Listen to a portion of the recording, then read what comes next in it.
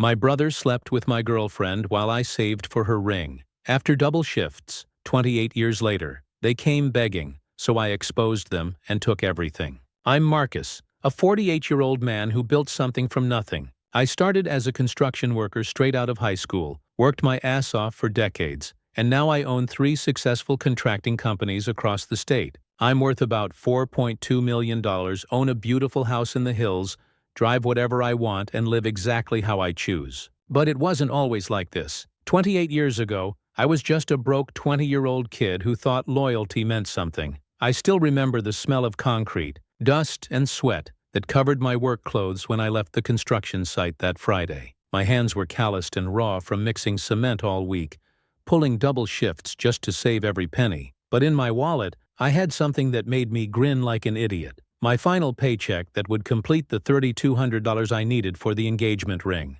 Yes, $3,200 was everything to me back then. I was planning to propose to Jessica the following weekend at her favorite restaurant downtown. Back then, I was just a stupid kid who believed in fairy tales. I worked construction, lived in a crappy apartment with my older brother Derek, and was head over heels for my college girlfriend Jessica. Jessica was studying business administration while I was breaking my back building other people's dreams. Derek and I were tight. He was the smart one, working toward his MBA, and always had girls throwing themselves at him. A real smooth talker. Me? I was the worker, the one who fixed things with his hands. When I told him about my proposal plans, he slapped my back and said, "Bro, you're going to make that girl the happiest woman alive." I believed every damn word. Jessica and I had been together for 4 years. She had blonde hair down to her shoulders, blue eyes that could make you forget your own name, and a smile that convinced me I was the luckiest bastard alive. She was the one, or so I thought. We'd talk about our future, the house we'd buy, the kids we'd have, how I'd work my way up to owning my own company while she climbed the corporate ladder. That Friday, my foreman let me leave early as a reward for the overtime I'd been putting in. I stopped by the flower shop and bought 24 red roses. They cost me $60, which was grocery money for the week, but I didn't care. I had a key to her apartment. Her roommate, Sarah, was usually out on Friday nights, so I figured I'd surprise her with dinner and flowers. The apartment was quiet when I walked in. I could hear music coming from her bedroom, some slow romantic song she always played. The door was cracked open, and what I saw when I looked in didn't just break my heart. It fucking destroyed my soul. Jessica was stark naked on her bed, and my brother Derek was on top of her, going at it like animals. They were so into it, they didn't even notice me standing there for a good 10 seconds. The roses fell from my hands and hit the floor, petals scattering everywhere. They jumped apart like they'd been electrocuted. "Marcus, baby, it's not what it looks like," Jessica screamed, grabbing a sheet to cover herself. Derek stood up, not even bothering to cover himself, and had the nerve to say, "Bro, let us explain. This isn't what you think. How long?" I managed to ask, my voice sounding like it came from someone else. They looked at each other, that guilty glance that told me everything. 6 months, Derek finally admitted, still not looking me in the eye. "But we didn't want to hurt you, man. It just happened. 6 months. Half a fucking year while I was working myself to death, saving every penny for a ring, planning our future. 6 months while this piece of shit listened to me talk about how much I loved her, how I was going to propose, what kind of life we'd build together. I lost it. Completely fucking lost it." I screamed until my throat was raw, threw her lamp against the wall, and told them both I'd rather die than ever see their faces again. "You knew I was buying you a ring," I yelled at her. "You fucking knew everything." I stormed out of there, shaking with rage and betrayal. I drove around for hours until I had to pull over because I couldn't see through the tears. The next few weeks were hell. I moved out of the apartment I shared with Derek, got my own place across town,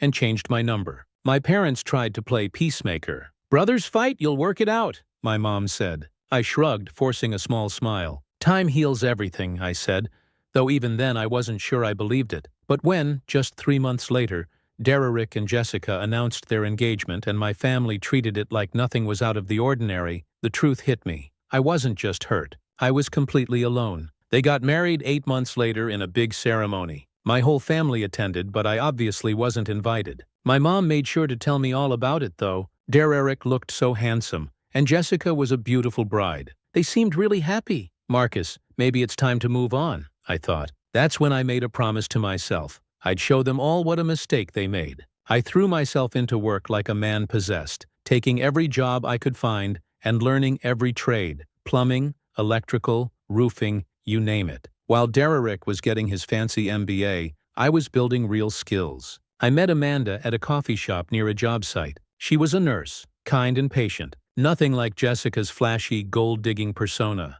We got married 2 years later and had my daughter Emma 9 months after that. She's the best thing that ever happened to me. Even when Amanda and I divorced amicably when Emma was 12, we just grew apart. No drama. We kept things civil for our kid. But here's the thing. While I was building my life, I was also building my empire. I started my first contracting company when I was 25, then a second one, and then a third. By the time I was 40, I was pulling in serious money. I'm not talking just comfortable, but the kind of wealth that changes everything. Meanwhile, Derek's MBA got him a middle management job at some insurance company. Jessica worked part-time at a boutique, spending more than she made on designer clothes. They had 2 kids, lived in a basic suburban house, and drove used cars. There's nothing wrong with that life, but it wasn't the success story they thought they were writing. I never spoke to any of them again. At family gatherings, I stayed on the opposite side of the room. When someone mentioned them, I changed the subject.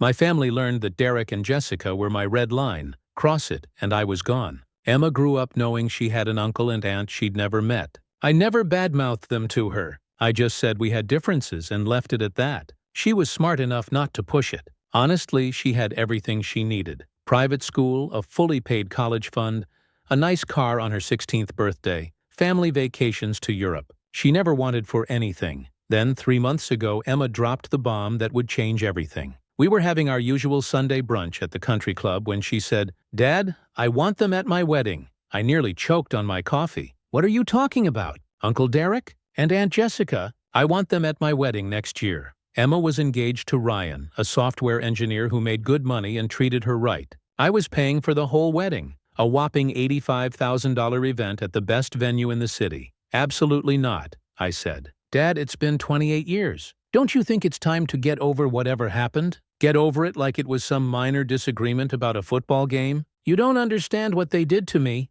I replied. "So explain it to me. I've been following Jessica on Instagram for years. She seems really nice, and their kids look sweet. Why can't we all just be a family?" That's when I realized my mother had been showing Emma pictures behind my back, filling her head with ideas about this perfect family reunion. "If you invite them, I won't be there," I said firmly. "Are you serious? You'd miss your only daughter's wedding over some old grudge?" "It's not a grudge, Emma. It's called having self-respect." She stood up and threw her napkin down. "Fine, then I'll pay for my own wedding. I don't need your money or your approval." She stormed out, leaving me sitting there, wondering if I just made the biggest mistake of my life. 2 weeks later, I came home from a job site to find cars in my driveway I didn't recognize. I walked into my house, and there they were, sitting in my living room like they owned the place. Emma, Derek, and Jessica. Derek had aged badly. His hairline had retreated to the back of his skull. He'd put on at least 60 pounds, and his cheap suit looked like he bought it at a discount store. Jessica, though, was a different story. She'd clearly had work done. Fake breasts, Botox,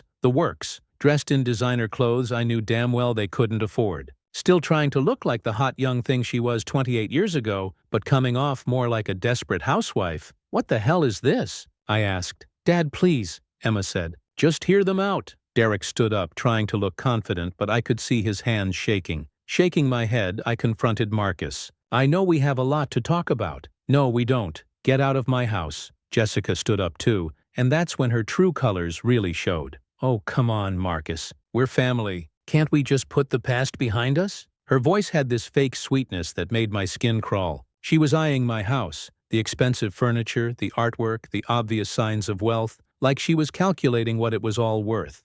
"You see, Marcus," she continued, "Derek and I have been going through a rough patch financially. The kids need braces, we have some credit card debt, and we heard about how well you've done for yourself." There it was, the real reason for this visit. "Are you kidding me?" I laughed. "Emma told us about the wedding." Derek jumped in. "Maybe we could help with the planning, and you know, if you needed any financial assistance or advice." "Financial assistance from you two?" I couldn't help but laugh. "Do you have any idea what I'm worth?" Jessica's eyes lit up like dollar signs. "Well, we know you've done well, and family should help family, right? I mean, Emma is getting married and weddings are so expensive. Get out. My voice was deadly calm. Get out of my house right now. Emma started crying. Dad, they're trying to apologize. Apologize? They haven't said one word about what they did. They're here because they think I'm their lottery ticket. Jessica's mask slipped for just a second, and I saw the real her. Greedy, calculating,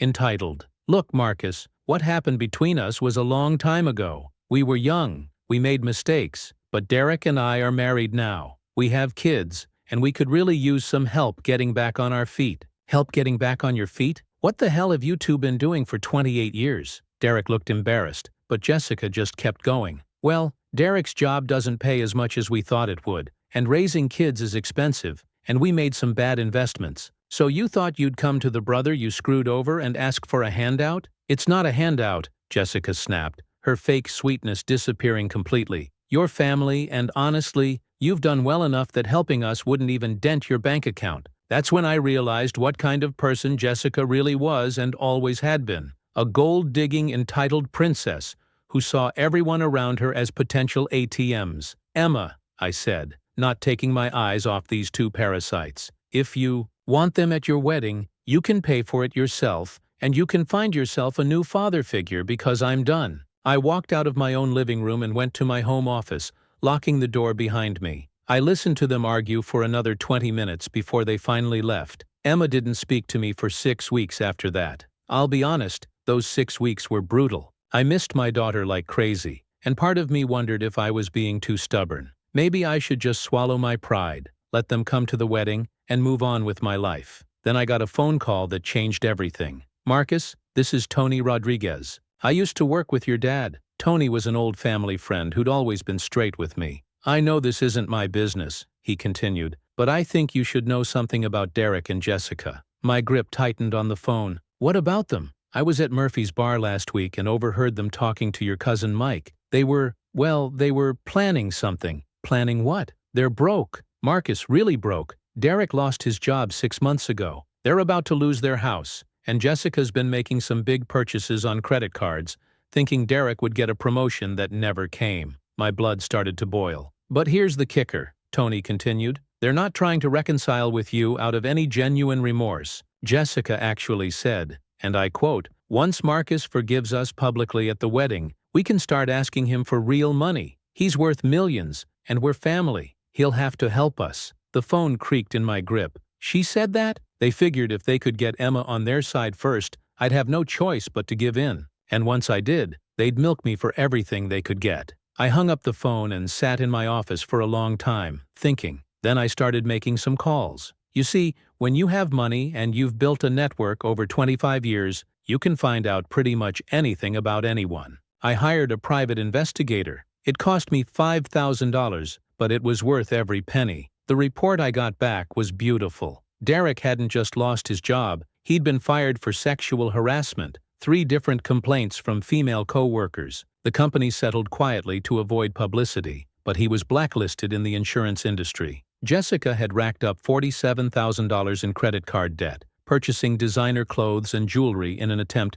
to maintain an image they couldn't afford. They were 4 months behind on their mortgage. Their cars were about to be repossessed, and they owed the IRS $23,000 in back taxes. But the best part was that Jessica had been cheating on Derek for 2 years with her personal trainer, a 26-year-old musclehead named Chad, who drove a motorcycle and lived in his mom's basement. The private investigator had photos, hotel receipts, everything. That's when I decided it was time for my revenge. I called Emma and told her I had changed my mind, that I was ready to reconcile with Derek and Jessica, and they could come to the wedding. Really, Dad? You mean it? I had been thinking about what she said. Maybe it was time to let go of the past. She was so happy she cried. We met for lunch the next day and started planning the wedding again. I told her I'd cover all the costs just like before. There was just one thing I said. I wanted to do this right. I wanted to have Derek and Jessica over for dinner before the wedding to clear the air. You know, maybe we could all start fresh. Emma thought that was a wonderful idea.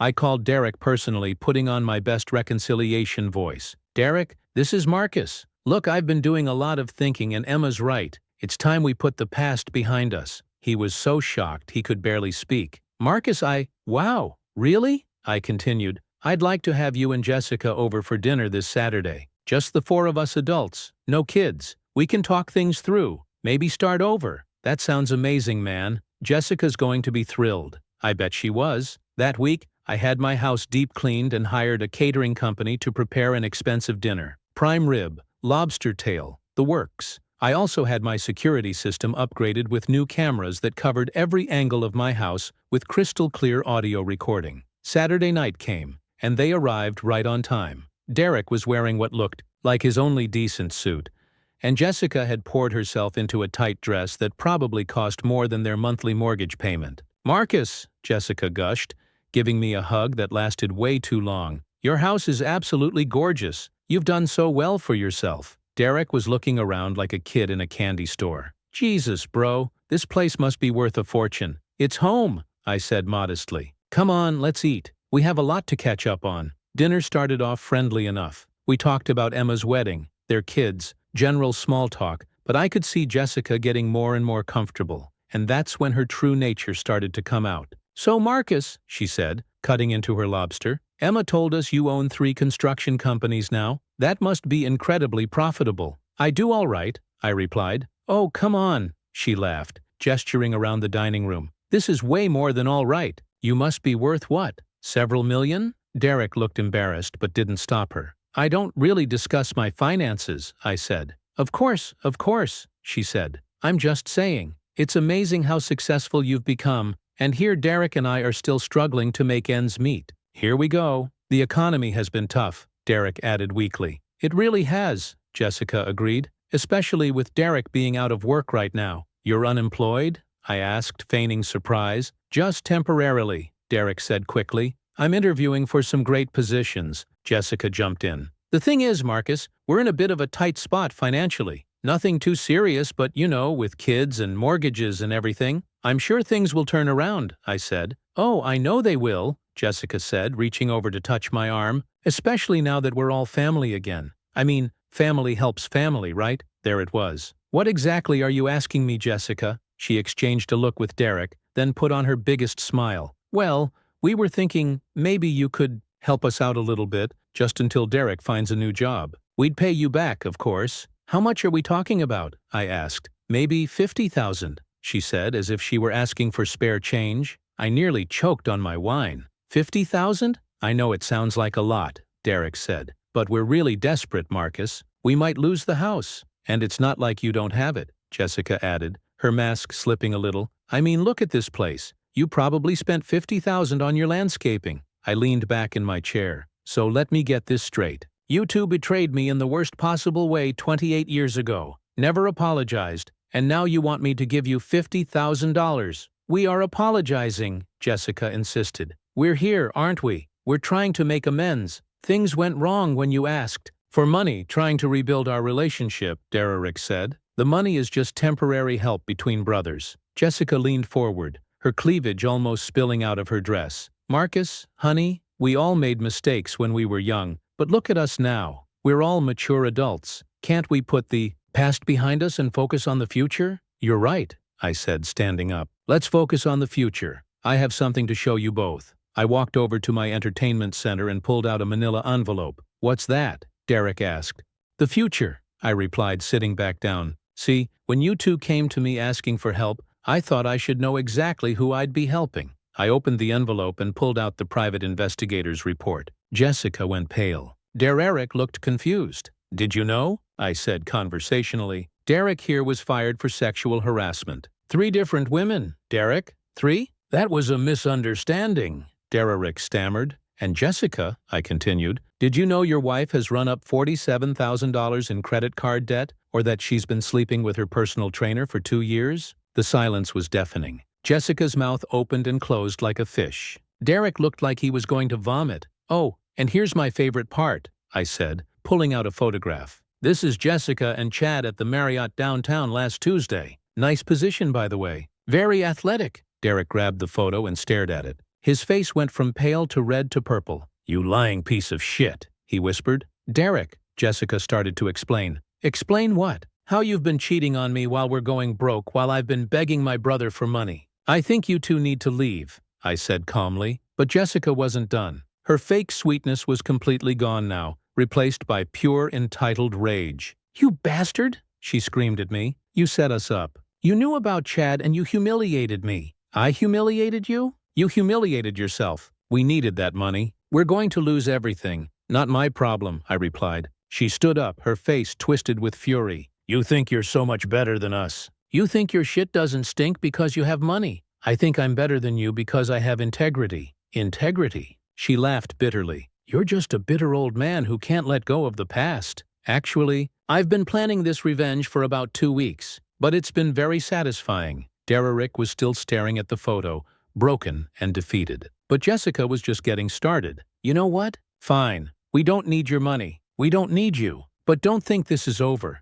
"Oh, but it is," I said. "Because you're never getting near me or my daughter again." That's when she really lost it. "Your daughter, your precious little Princess Emma. Do you want to know what she really thinks of you? She told me you're a cold, controlling bastard who uses money to manipulate people." I smiled. "Did she?" "That must have been before she found out what kind of people you really are." Jessica looked confused. "What do you mean?" I pulled out my phone and played a recording. Emma's voice came through crystal clear. "Dad, I owe you an apology. Tony Rodriguez called me and told me what he heard at Murphy's bar. I can't believe I fell for their act. They're not trying to reconcile. They just want money. I'm so sorry I put you through this." Jessica's face went white. "That was from 3 days ago," I said. "Emma knows everything. The debt, the cheating, the harassment charges, all of it." "You're lying." I played another recording. This one had Emma's voice talking to someone else. "No, Jessica, you're not invited to my wedding anymore. I know what you really wanted from my dad and I'm disgusted. Don't ever contact me again."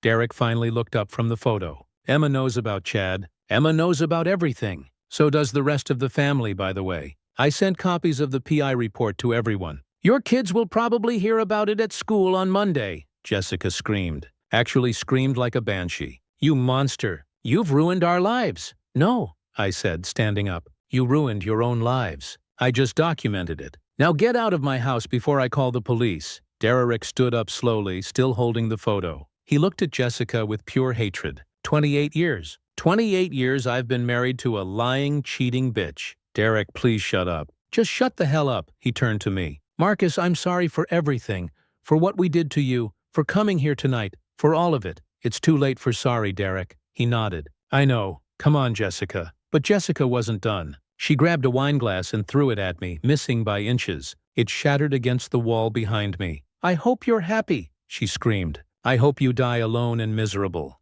"I'll die rich and respected," I replied. "Can you say the same?" Security cameras captured everything. I had the entire beautiful meltdown recorded in high definition. They left that night, and I never expected to see them again. But life had more surprises in store. Derek filed for divorce the following week. Apparently, the private investigator's report made it easy for his lawyer to prove adultery and financial irresponsibility. Derek got custody of the kids and Jessica received nothing. She had to move back in with her parents at 46 years old. Their house went into foreclosure. Derek had to declare bankruptcy. The IRS started garnishing whatever wages he could find from odd jobs. But the best part? Jessica's personal trainer, Chad, dumped her as soon as the scandal broke. Apparently, he wasn't interested in dating a broke middle-aged woman with no prospects. Emma's wedding was beautiful. The guest list was smaller without Derek's side of the family, but it was filled with people who genuinely cared about us. I walked my daughter down the aisle with pride, and she thanked me in her speech for always protecting our family from those who would take advantage of our love. For 6 months, I didn't hear anything from Derek or Jessica. I assumed they had slunk away to rebuild their lives somewhere else. I was wrong. It was a Tuesday morning when my secretary buzzed me at the office. "Mr. Marcus, there's a Derek Thompson here to see you. He says he's your brother." I had never heard that name in my office before. Derek had never even seen my businesses. "Send him in." Derek walked into my office looking like a broken man. His clothes were wrinkled and cheap. He had lost weight and had the hollow-eyed look of someone who hadn't slept in weeks. "Marcus," he said barely above a whisper. "Thank you for seeing me. What do you want, Derek?" He sat down across from my desk and put his head in his hands. "I'm desperate, man. Completely desperate." I figured as much. "You wouldn't be here otherwise." "It's not for me," he said quickly. "It's for my kids, Tyler and Madison. They're 16 and 14, and they're living with me in a one-bedroom apartment above a pizza shop. Tyler's supposed to start his senior year next month, but we can't afford the school supplies. Madison needs a dress for homecoming, and I can't even buy her a $5 sandwich for lunch." He looked up at me with tears in his eyes. "I know what I did to you.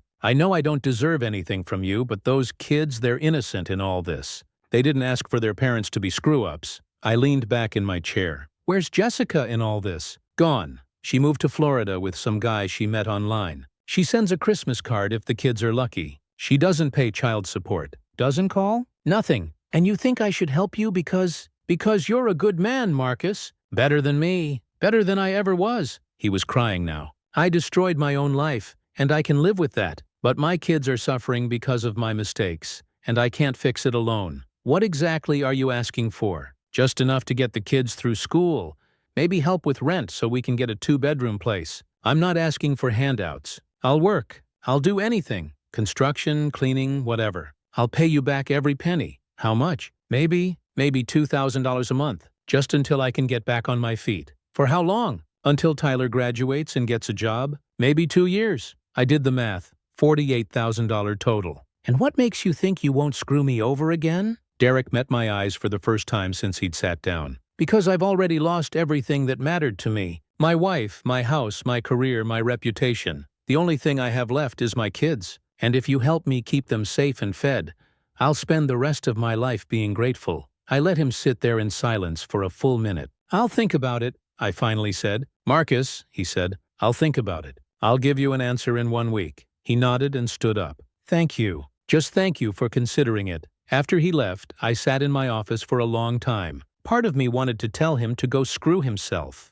But another part of me kept thinking about those kids living in a 1-bedroom apartment above a pizza shop because their parents were idiots. 3 days later, Jessica showed up. My secretary buzzed me again. "Mr. Marcus, there's a Jessica Thompson here. She's very insistent. Jesus Christ, send her in." Jessica walked into my office, and I barely recognized her. The designer clothes were gone, replaced by jeans and a t-shirt from Walmart. Her hair was fried from too much bleach, and she looked like a shadow of her former self. Jessica had gained at least 30 pounds. The expensive cosmetic work she had undergone was starting to sag, making her look older than her 46 years. "Hello, Marcus," she said, attempting to sound confident but failing. "Jessica, what brings you to my office?" She sat down without waiting for an invitation. "I heard Derek came to see you. I know what he asked for. Help with the kids." She leaned forward, clearly trying to turn on whatever charm she thought she still had. "Marcus, I know we haven't always seen eye to eye, but those kids are my children too.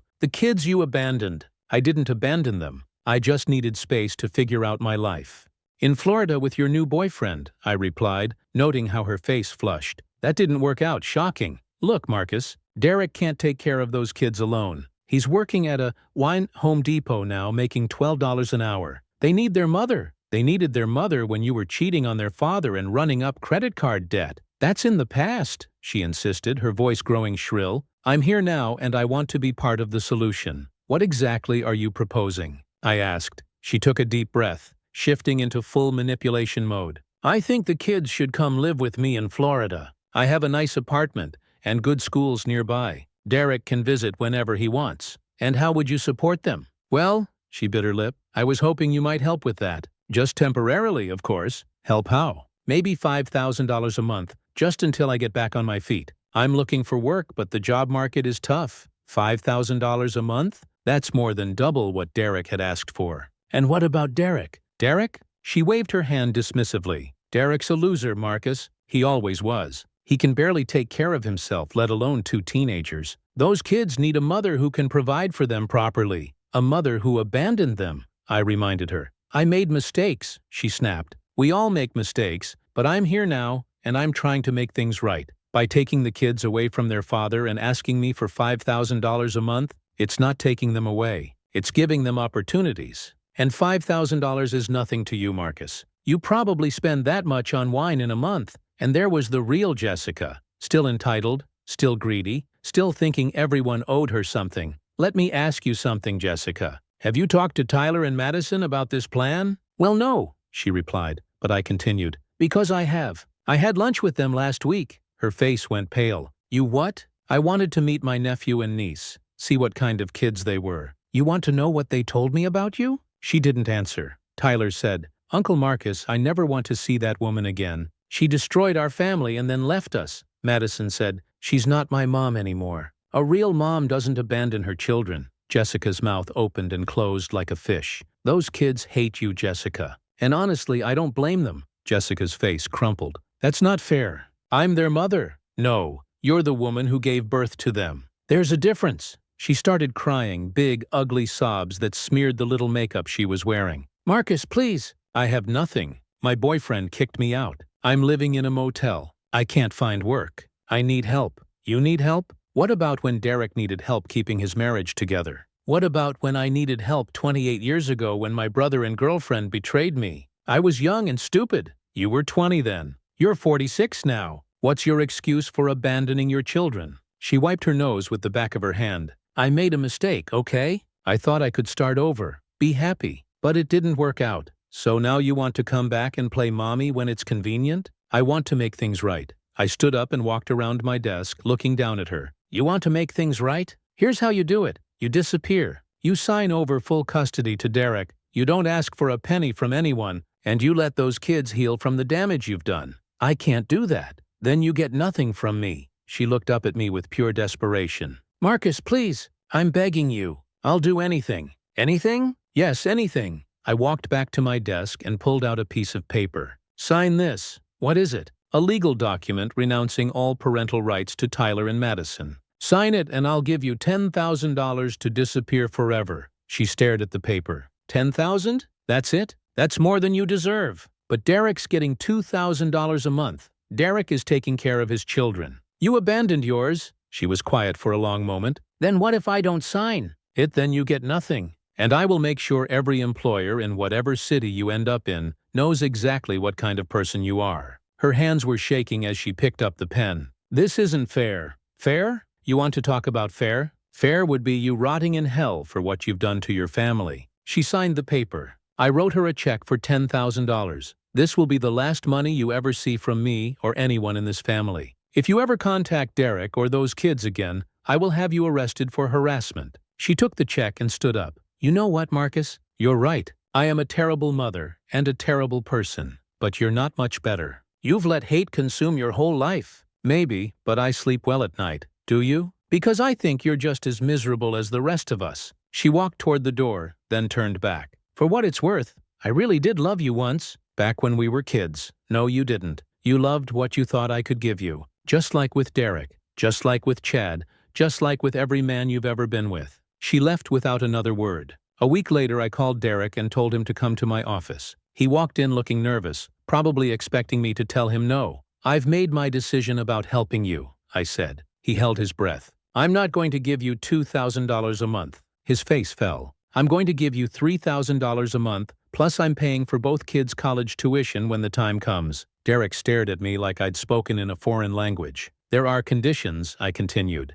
You work for me. I'm putting you in charge of maintenance for all 3 of my companies. It's honest work. It pays well, and it comes with health insurance for you and the kids. Marcus, I don't know what to say. Say you'll take it seriously. Say you'll be the father those kids deserve. I will. I swear to God I will. And Derek, Jessica signed over her parental rights. She's out of their lives for good. He closed his eyes and took a deep breath. Thank you, Jesus. Marcus, thank you. Don't thank me yet. You're going to earn every penny of this. I'm a tough boss. I don't care. I'll do whatever you need. 6 months later, Derek had proven himself. He was punctual, hardworking, and grateful. Tyler and Madison were thriving. Good grades, new clothes, a decent apartment. Tyler even got a part-time job at one of my job sites and turned out to have a natural talent for construction. At Emma's first wedding anniversary party, Derek approached me during a quiet moment. Marcus, I need to tell you something. What's that? I never really apologized, not properly, for what Jessica and I did to you 28 years ago. I looked at him. You're right.